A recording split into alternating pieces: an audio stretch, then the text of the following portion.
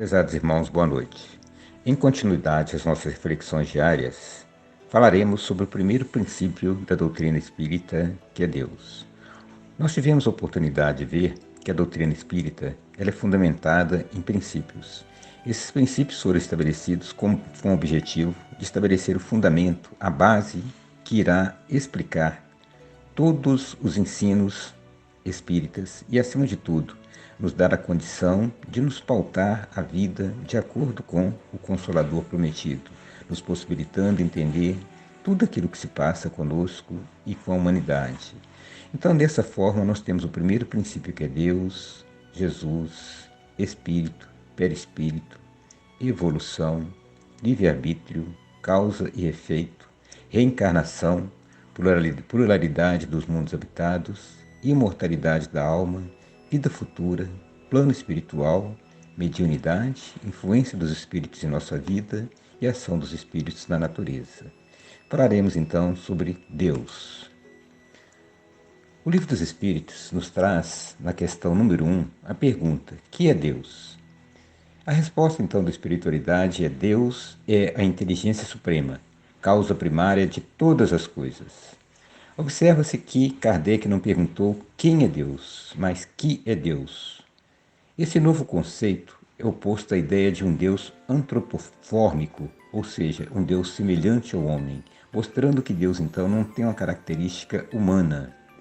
Supremo quer dizer que ele está acima de todas as coisas e causa primária, ou seja, que antecede a todas as coisas. Então tudo foi criado por ele, que não tem uma característica humana, que é um espírito, e que é supremo, que nada existe acima de Deus. Desse entendimento, então, nós vamos ver que o Livro dos Espíritos, na introdução, no item 4, diz que Deus é eterno, imutável, imaterial, único, onipotente, soberanamente justo e bom. Então, eterno é o que não tem princípio nem fim. Imutável é que não muda. Imaterial, aquilo que não é matéria. Único é que não existe outro Deus. E onipotente é que pode todas as coisas, e a sua justiça e a sua bondade é infinita.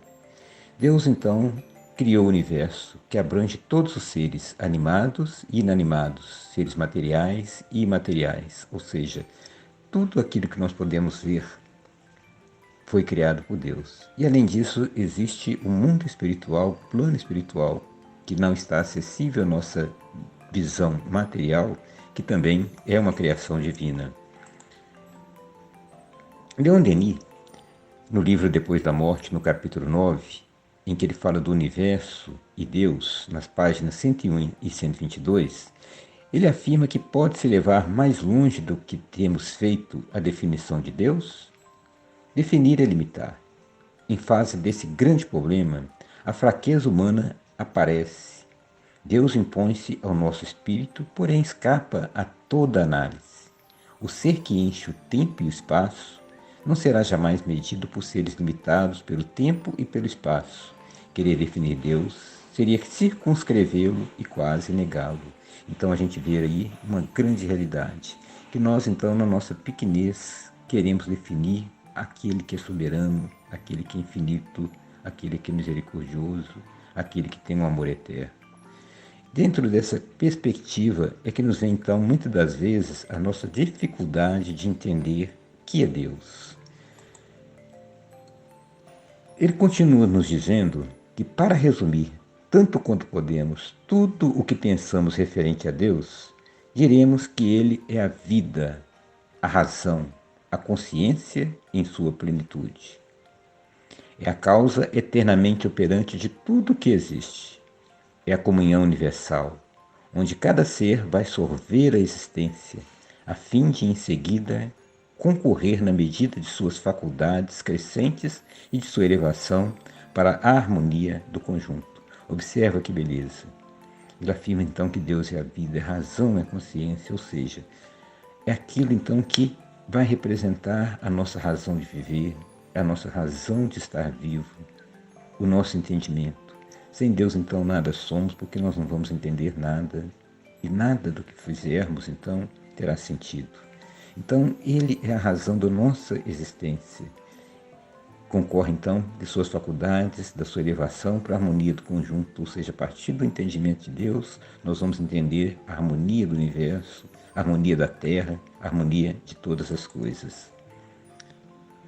No Livro dos Espíritos, na questão 4, Kardec então pergunta onde se pode encontrar a prova da existência de Deus.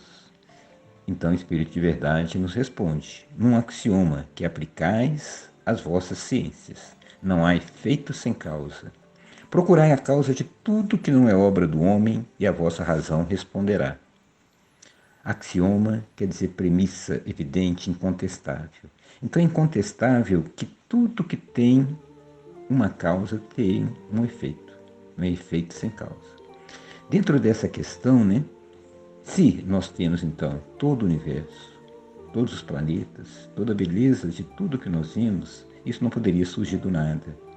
É obra das mãos de Deus, da sua imenso poder e sua imensa misericórdia. Nesse sentido, o salmista Davi nos diz que os céus manifestam a glória de Deus e o firmamento anunciam as obras da sua mão, ou seja, tudo que existe é construção divina, faz parte daquilo que foi gerado por Deus. Não poderia surgir do nada esse universo tão grande, com tantos planetas, tantos sóis, tanta coisa maravilhosa. Na questão 9 do Livro dos Espíritos, Kardec pergunta à espiritualidade: em que é que, na causa primária, se revela uma inteligência suprema e superior a todas as inteligências, ou seja, lá no início de todas as coisas? Como que nós vamos entender, então, essa inteligência que é maior de todas as inteligências, que nada, então, existe superior a ela? E a resposta da espiritualidade: tem-se um provérbio que diz: pela obra se reconhece o autor. O orgulho é que gera a incredulidade. O homem orgulhoso nada admite acima de nós. Então, se nós chegarmos numa floresta e no meio daquela floresta encontrarmos uma cidade inabitada, sem nenhum homem, nós então iremos concluir que ali houve uma civilização que construiu aqueles prédios, aquelas catedrais, aquelas ruas, e que, apesar de não existir, um dia foi construído por mãos humanas. Da mesma forma, então, quando nós vemos ao nosso redor toda a beleza do universo, como então entender que tudo surgiu do nada? Que de um momento para o outro foi constituído todo o universo sem que houvesse uma inteligência suprema atrás de todas as questões, atrás da construção do nosso corpo, do nosso organismo, de tudo que existe. É a beleza, então, para que a gente possa refletir. Leon Denis, então, no livro O Grande Enigma, capítulo 5, páginas 69 e 72, ele fala que a crença em Deus se afirma e se impõe fora e acima de todos os sistemas, de todas as filosofias, de todas as crenças. O homem não se pode desinteressar dela porque o homem é um ser pensante. O homem vive e importa-lhe saber qual é a fonte, qual é a causa, qual é a lei da vida. A opinião que tem sobre a causa, sobre a lei do universo, essa opinião, quer ele queira ou não, quer saiba ou não, se reflete em seus atos, em toda a sua vida pública e particular. E a doutrina espírita nos fala que a lei de Deus, ela existe em nossa consciência. Então nós, enquanto espíritos criados por Deus, nós já temos dentro de nós a certeza da existência de Deus, que está acima de toda filosofia, de todas as crenças, de toda a ciência. E que isso, então, é uma fonte inesgotável que está dentro do nosso coração, dentro do nosso entendimento. Existe uma questão interessante, é que muitos afirmam que Jesus é Deus.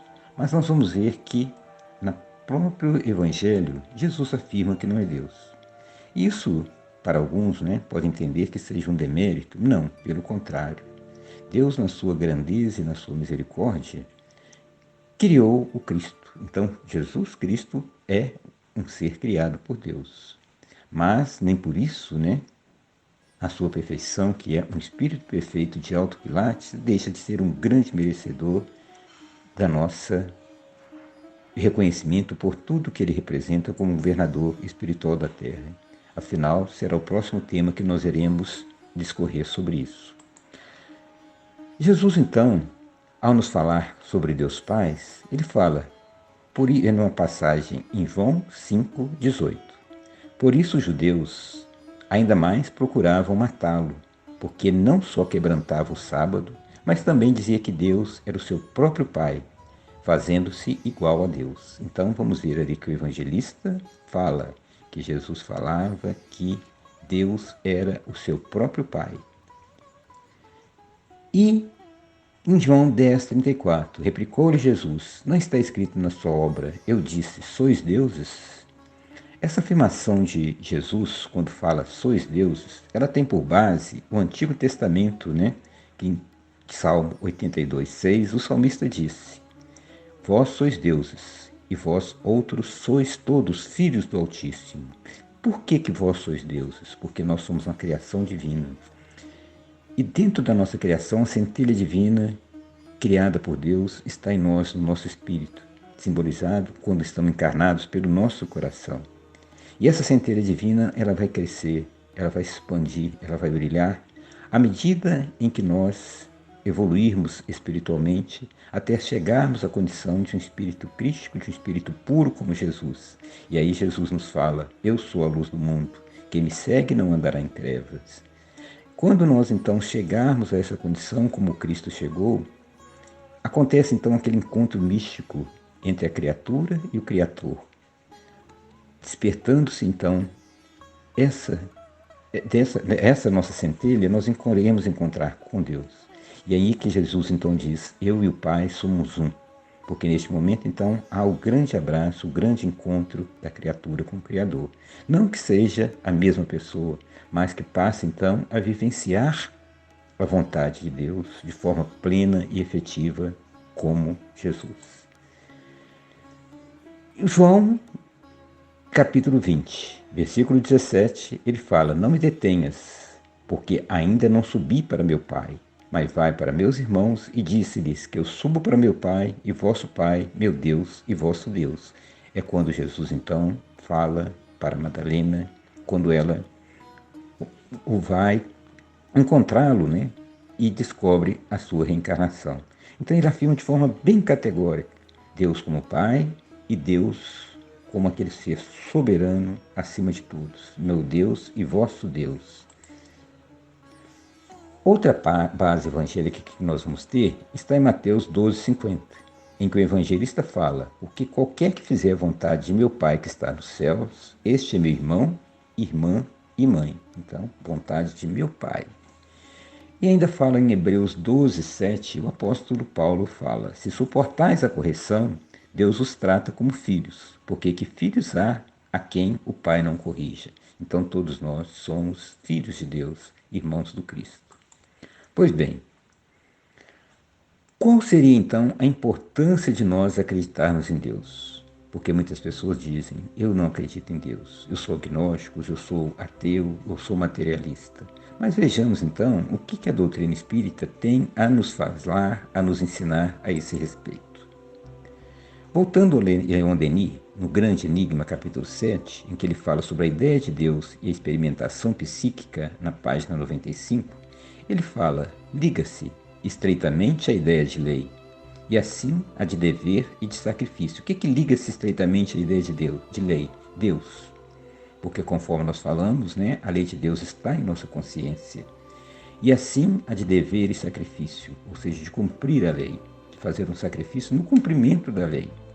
Eis porque logo que a ideia de Deus se enfraquece, todas essas noções se debilitam. Quais noções? A noção do dever, a noção do sacrifício. Porque aí neste momento, né, debilita aquela ideia de que a pessoa tem que cumprir as suas obrigações, o seu dever para consigo mesmo, para com o próximo, de amar, de perdoar, de ter misericórdia.